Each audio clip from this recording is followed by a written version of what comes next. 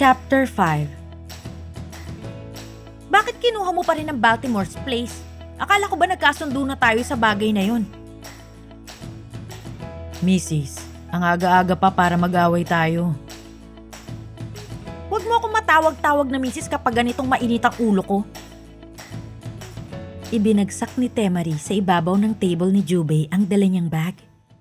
Talagang sinugod nito yun sa opisina nito matapos makausap kanina ang real estate agent na si Manny. Nabili na raw ng Shinra Corporation ang lugar na pinakaiingatan niya. Bakit mo pinakailaman yun, Jubei? Nakakaasar ka na talaga ah. My company needed it, Temari. Well, I need it too. What for? That's hardly none of your damn business. I make it my business since you'll have to convince me to give you that building. Tamang-tama ang lugar na yun para sa itatayo kong annex building ng Windhurst. So, unless mabibigyan mo ako ng magandang dahilan para ibigay ko sa iyong Baltimore's, mananatili sa kamay ko ang lugar na yon. Damn him! Naisahan na siya nito ng walang kahirap-hirap. Bakit ba kasi naniwala pa siya sa mga salita nito? Kapag sinabi ko sa iyong dahilan ko, ibibigay mo na sa akin ang Baltimore's? I'll think about it. As I've said, kailangan mo muna ako makumbinsi. Ayaw niyang magsalita. Nasanay na kasi siya sa kanyang pamilya na hindi naman pinakikinggan ang mga opinyon at sinasabi niya. Ngayon, ay napipilitan siyang magsalita.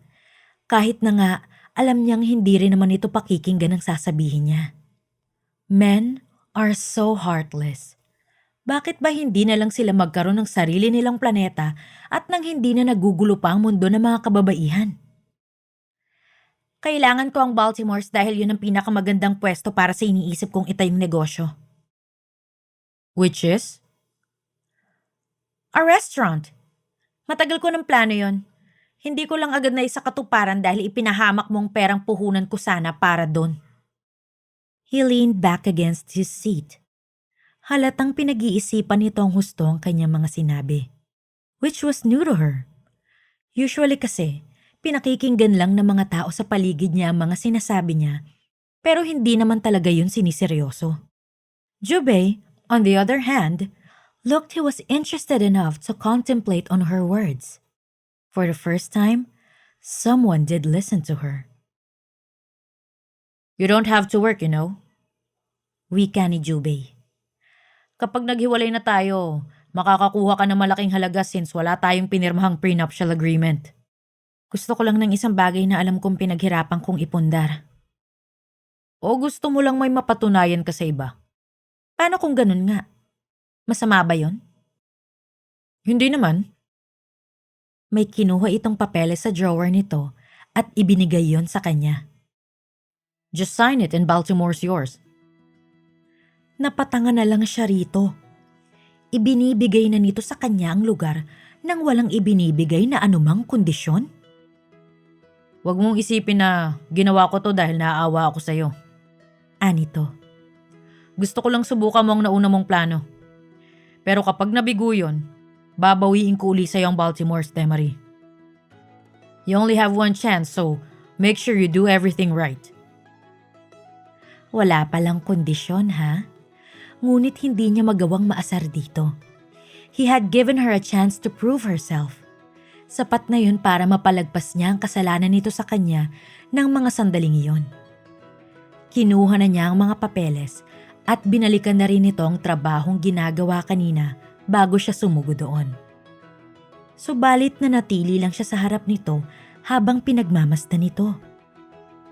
Kaya rin pala nitong magpakabait kahit sandali.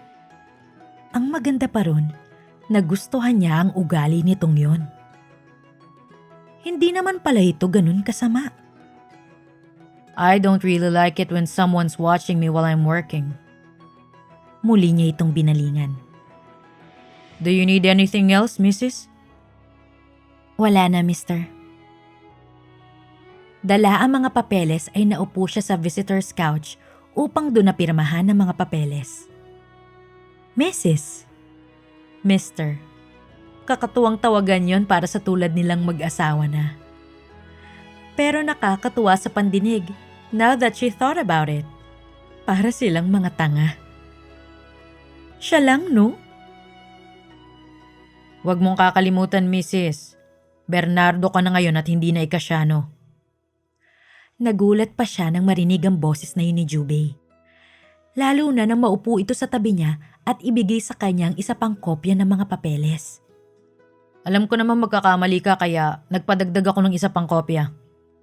Kinuha nito ang mga papeles na nauna na niyang pinirmahan. Marahan itong napailing nang basahin yon. Masanay ka na maging Mrs. Juan Bernardo IV. Matagal-tagal din tayo magsasama. Ewan niya kung anong pumasok sa utak niya at pinagmasdan na lang ito imbis na pagtuunan ng pansin ng mga bagong kopya ng papeles na dapat niyang pirmahan. Bakit para nag-iba ito sa paningin niya? At bakit hindi na niya magawang maasar agad ngayon? Ano nangyari sa kanya?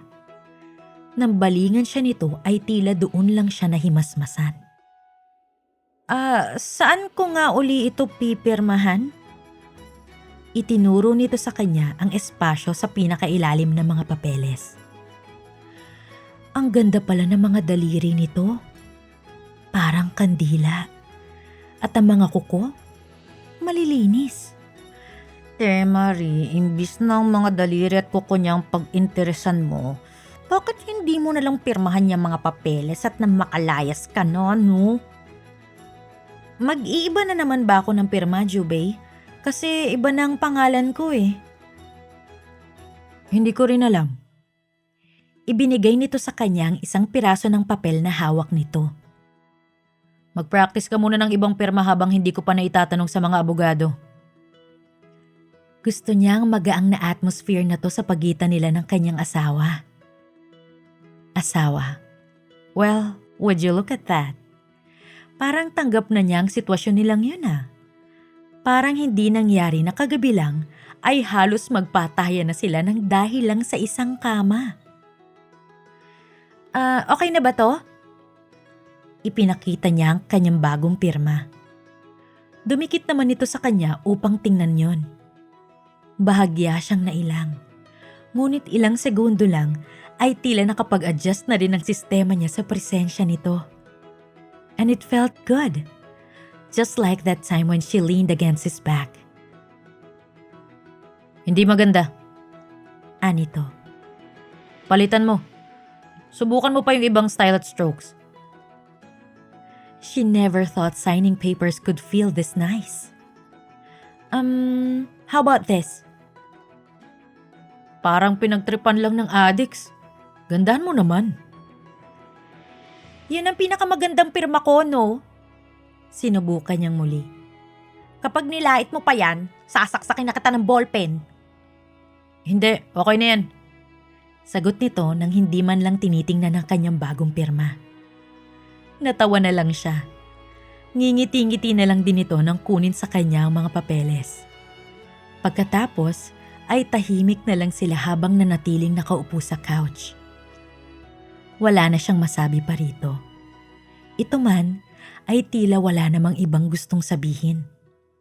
Pero damang-dama niya na pareho silang wala pang balak na umalis sa tabi ng isa't isa. Nice. Aalis na ako. Aniya. Sige. Magkasabay silang tumayo. Nakakapagtaka na talaga itong ikinikilos nilang dalawa. Ngunit mas nagulat siya nang sabayan siya nito sa paglalakad patungo sa elevator. Ihahatid lang kita hanggang sa elevator. Anito. Baka maligaw ka. Opisina mong buong palapag na to. Paano ako maliligaw? Ito pa mismo ang pumindot sa elevator. Huwag ka nang umangal dyan. Buti nga at inihatid pa kita.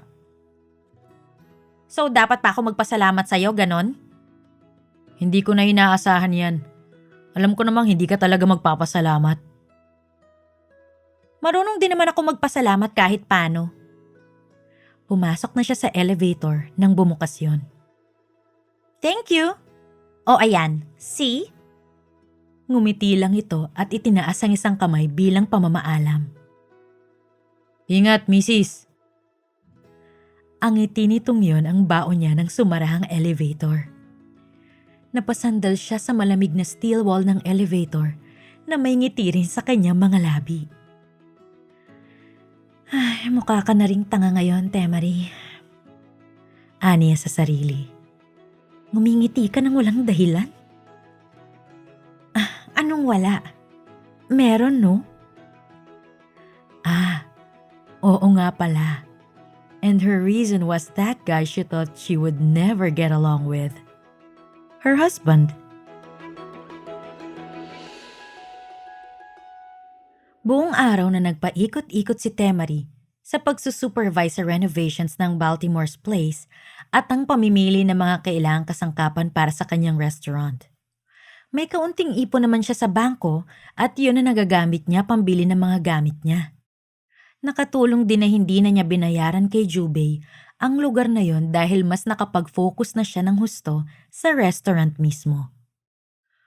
Fully furnished naman ang lugar kaya konting renovations lang ang kailangan upang makuha niya ang gusto niyang ayos doon. Gabi na nang makita niya ang kalahati ng mga pinaghirapan niya. Masaya siya pero hindi pa satisfied. Gusto kong maglagay ng space sa labas para sa konting greenery. Anya kay Lou, ang landscape artist na nakuha niya. A little garden. Tapos pakilagyan na rin ng maliit lang na waterfalls. Nakaka-enhance kasi ang tunog ng running water sa mood ng mga taong kumakain eh. Mas okay din siguro ang mga ornamental plant kesa mga ordinaryong halaman lang ano. Yeah, I want ornamental plants and then… Ma'am, excuse me po. Singit ni Lou. May bisita ka yata? Ha? Si Jubei ang nakita niyang nakatayo sa may pinto ng restaurant at pinagmamasdan ng kabuuan ng lugar. Ang asawa ko. Asawa mo? Ang gwapo ha? Napakagatlabi na lang ito ng kunot noon niyang balingan. Ewan niya pero mukhang nag-gets naman niya ang gusto niyang iparating na hindi na pwedeng pagpantasyahan ng kanyang asawa. Iniwan niya ito at nilapitan si Jubei. Hi, anong ginagawa mo rito? Just checking out the place.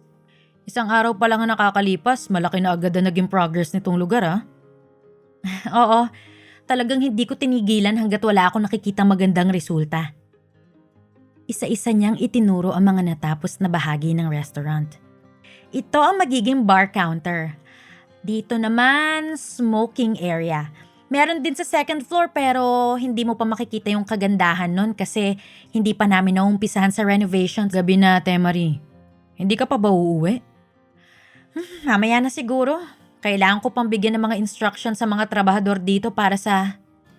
Kinuha nito sa kanyang hawak niyang talaan ng mga kailangan niyang gawin at basta na lang yun inihagi sa bakanting silya doon. Pagkatapos ay hinawakan siya nito sa kamay at hinila siya palabas. Jubei, what the heck are you doing? Hindi pa tapos ang trabaho ko. Kaya nga naimbento ng Diyos ang gabi para makapagpahinga ang mga tao. At kaya rin may bukas pa. Hindi na siya nakapalag pa nang ideposito siya nito sa passenger seat ng kotse nito. Paano yung kotse ko? Mababantayan naman niya ng mga tauhan mo rito. Sumakay na rin siya sa driver's seat. Ngayon ka lang ba nakahawak ng negosyo kaya sinasagad-sagad mo na? Oo. Inilabas niya ang mga papeles at kung ano-anong resibo sa kanyang bag. Sayang kasi ang oras kapag nagpabanjing-banjing pa ako. Marami na akong nasayang na pagkakataon noon kaya ngayon hindi na ako magpapatumpik-tumpik pa. Masyado nang atrasado mga plano kong to. Isa-isa niyang tiningnan ang mga resibo nang hindi ito umimik. Nagpatuloy din siya sa pagmomonolog niya. Hindi ko akalaing mahal na pala ngayon ang mga furniture na gusto ko. Mabuti na lang at marami akong alam na stores kaya nakakuha ako ng mas mga murang kagamitan. Alam mo bang halos doble ang nakuha kong discount dun sa 3 furniture store na napuntahan ko? Nakakatuwa.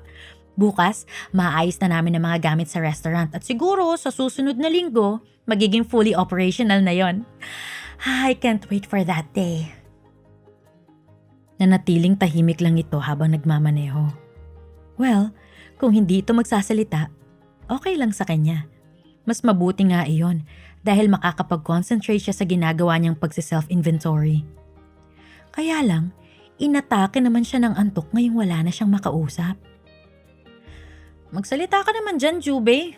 Nakakaantok ng katahimikan dito sa kotse mo. Ano naman ang sasabihin ko? Kahit ano. Naghikab na siya. Basta magkwento ka at nang hindi ako makatulog.